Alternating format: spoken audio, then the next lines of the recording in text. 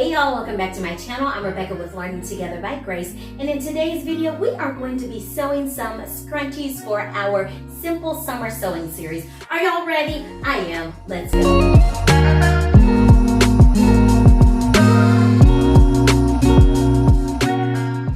All right, you guys, so we are going to get started with this project. I have a scrap piece of fabric that I used for my last sewing project that I recorded for you guys for my daughter's rice heating pad. So I'm using this. You need a safety pin, you need a piece of chalk or some kind of marking device. Pencil can work as well. You will also need some 1/4 inch elastic, some scissors for cutting, and some kind of measuring tools. I am going to start off by cleaning up my edges. I'm just gonna cut off these frayed ends and just to make this nice and even across the front. Now, if you have a rotary cutter, you can use a rotary cutter and it would honestly make it a lot neater. It'll give you a straighter line. I do have a rotary cutter, but I'm trying to work with something that I know everyone has, and most people have some type of scissors. All right, now we're starting on the wrong side with our markings. So I'm sorry y'all, someone is out there mowing, so that's kind of loud. But I wanted to have 21 inches. However, my fabric is 20.5 inches long. So if, say this fabric was a lot longer than 20.5 inches that it is, say it was like 30 inches long, what I would have done is just taken my ruler and I would have marked it off at that 21.5 inch mark. So let's just pretend, because I want you guys to have a visual. So say our 21 inch mark is right here, and we wanted only that amount of fabric. We would put our ruler right at that 21 inch mark, and we would just put like a little mark right at the top edge, and we would know that that's where the end of our cutting would be. So the beginning of our fabric would be there, and the end where we would cut it off would be at that 21 inch mark.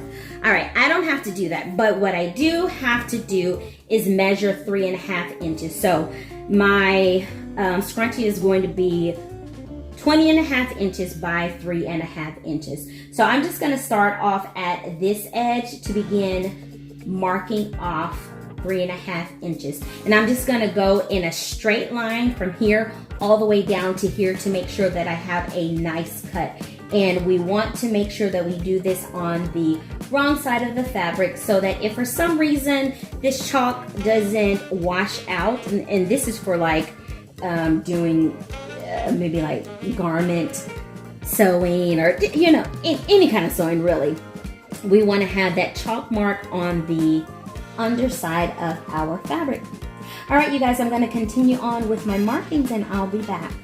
Okay, now that I have my markings, I put my ruler on the line of my markings, and I'm just going to measure again just to make sure that I have 3.5 inches all the way across. And I'm going to use this ruler to help me draw a straight line. All right, so far we are looking good, you all. And again, you guys, if you don't, I'm always a person of this persuasion. If you don't get it perfect, we are not going to stress ourselves out about this. This is supposed to be a fun project. And I see right here, I got it a little bit off, but again, I'm not overly stressing it. And if I don't cut it perfectly, I'm not going to beat myself up about it.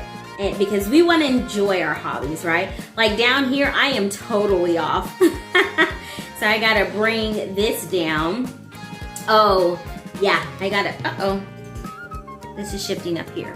So yeah, just do your measurements as best as you can, but you wanna measure twice, 3 times, 4 times, however many times you need to measure, and you cut once, okay? All right. Alrighty, now that we have everything measured out well, I'm just going to then connect all of those dashes that I did with my chalk, just like that. And now we are going to get to cutting our fabric. And all I have to do is just cut along that line. Remember when I told you when you're cutting, you want to make sure that you close your scissors all the way down so that you can get as even of a cut as possible. You're at the end. Alrighty, so I'm going to take you guys over to the sewing machine. Now I just want to make mention, I already pressed this. You have to press your fabric. I used, because I told you guys my steam isn't working, I just sprayed this really well and then I just pressed and pressed. Alright, to the sewing machine. We're sewing by the window today, y'all, because it's beautiful outside, but hopefully you guys can see. So today I'm going to teach you about stitch length. So on my sewing machine, okay, y'all, so today we're going to talk about stitch length and our stitch width. Your stitch length. So I have my, let me set my stitch to the straight stitch. So the straight stitch mine correlates with the gray and then the gray numbers, and then the blue with the blue S1, and then the S2 red with the red straight stitch line. And so your stitch length will determine how many stitches, which is the thread stitches, will go within a length, so within your fabric. So if you have your number set to 4, so I'm just gonna turn it. If that number is set to 4, then you're going to get a lot more sewing stitches within a certain amount of length in your fabric. If you bring it down to 1, then you are going to have 1 stitch per however many inches. So it won't be as compact, okay? So there'll be longer stitches, okay? All right, now with, oops, sorry you guys. Okay, now with your stitch width, it's the opposite. So the higher the number, the wider your widths are. A lot of times you're going to use your stitch width with like a zigzag. I'm gonna turn it right here. So like with a zigzag. So if it's set to a 6, you're gonna have long zigzag motions. If you set it all the way down to 1, there'll be tiny zigzags, okay? All right, hopefully that'll help somebody when you start selecting your stitches and your width. So I kind of got excited and got ahead of myself. You guys, we have to fold our fabric in half, and this is the long way, see? Okay, and you're going to put the right sides together so that your wrong sides are facing up. And we are going to also take this end, and I should have done that first, but we're going to take this end and we're going to fold it about 1/4 of an inch, okay? And then let's go back in. So I'm just going to press it with like my fingers and my nails to get it to kind of rest. So I'm going to fold this back in half like this, and we're just going to sew. I'm going to do probably a 1/4 inch seam, which will be right at the edge of my presser foot. So what I'm doing now is just taking my pins and I'm just pinning them along my fabric, and I'm going to go all the way down to the end with as many pins that I need. Okay, y'all, I don't know if you remember, we're lifting our presser foot, and it's a little lever in the back. And I am going to use the edge of my presser foot as my guide for sewing. So we're going to take our strings to the back, and we are going to do, let me see, let me pull this pin out. And I actually need to lift this up because I don't have it right on under the needle. All right, so we are going to do 2 stitches forward and then 2 back stitches, okay? All right, here we go. This is 1, 2, and then we're gonna back stitch for 1, 2, okay? And now we're gonna keep going, gently guiding. I had this set to zigzag, so I had to change it to straight stitch. And I need to change my length back to 2, and my width, I had to change it back to 4. All right, now we're gonna continue going. And you're just gonna gently guide as you go, keeping this fabric on the side of the there's my pen. On this side of our presser foot as your guide. I'm gonna go all the way down and I'll be back. Okay, I'm at the end with my last 2 pins and we're gonna keep moving. All right, I'm gonna keep going. I just have to kick my husband out. He said, bye y'all.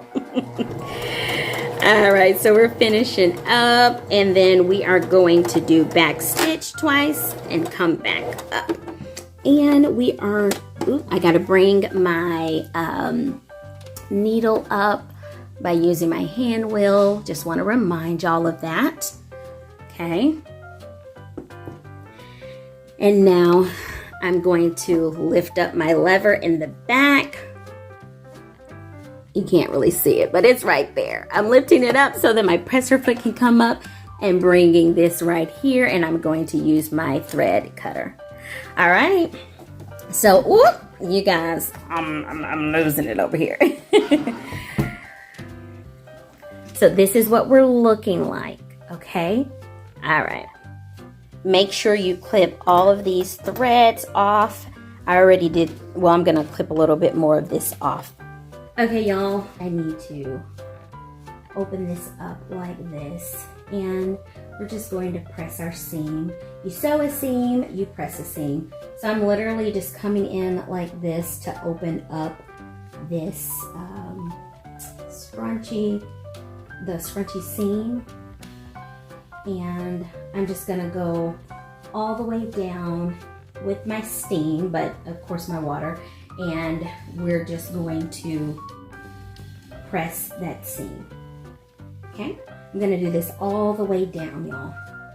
Okay, y'all, I just finished pressing my seam, and so now what I'm going to do is take this pin, the safety pin, and I'm going to pin it to my fabric on one side. Okay, so now we're going to take the pin and we're going to put it inside that hole, and we're going to start pushing it through to like scrunch it up, because we want to turn our fabric in right side out. All right, and so pull as you go and then scrunch some more, and then pull the fabric down, making sure you hold that pin. You don't want to lose that pin, y'all. And just keep going until you get to the end, all right? Okay, now that we're at the end, we can just pull it right through like that, and it turns it inside or right side out for you. See that? Okay, make sure to get that folded side tucked back in there. All right, now we're going to take our elastic and kind of do the same thing. So place the pin at the end of the elastic, and you're going to start just getting it in there, scrunching it up as you go, pulling. Make sure you hold on to the end so that you don't accidentally just pull your elastic all the way through. All right, I'm going to keep doing this until I'm done. Okay, now that I have it all the way through, I'm just gonna take it and create a knot just like that. Okay, y'all, now that I have that knot, I'm going to put it to the side, take that folded in, and I'm going to put it over the other end. And I'm going to find my seam. Okay, gotta get that extra elastic out of the way. But I'm going to find my seam, match it up, there it is right there, and then I am going to grab a pin and I'm going to place a pin in it like this, and then we'll just sew that. Here we go, you guys. I'm putting my scrunchie underneath my presser foot, pressing down, and then I'm going to stitch. Let me bring you guys in a little bit closer. Going to stitch 1, 2, and then I'm going to do my back stitch. Remember that back stitch button? Let me get you at a good angle so you can see me doing that. And we're going to go 1, 2, and then we're going to continue on moving forward. And I have that where that seam is, that opening is, it's on this side of my presser foot. So I'm just going to keep going all the way to the end. and then I'm gonna back stitch and come back with 2 stitches, and we are done, y'all. I'm bringing this up. All right, we're cutting that, and you guys, we have a scrunchie. So what I'm gonna do is just cut these strings, and I'm going to press that. Y'all, I'm just pressing that seam. I'm gonna do it on both sides. And we are done. Here is our scrunchie. My daughter's gonna love this. Yes. You guys, thank you so much for coming along as we made this scrunchie. I hope that you'll try this project out. Use some scrap fabric. You don't even need any special fabric for this. This is cotton fabric. It was a part of a back quarter that I had. So I hope you learned something today. Don't forget to hit that like button, subscribe, and share. Thank you for stopping by. God bless.